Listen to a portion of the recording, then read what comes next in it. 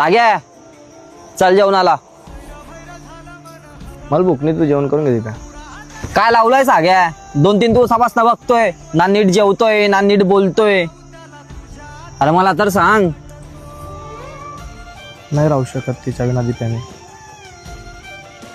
मला अवतीभोवती तीच दिसते, काम करताना तीच दिसते, उठताना बसताना तीच दिसते दीप्या.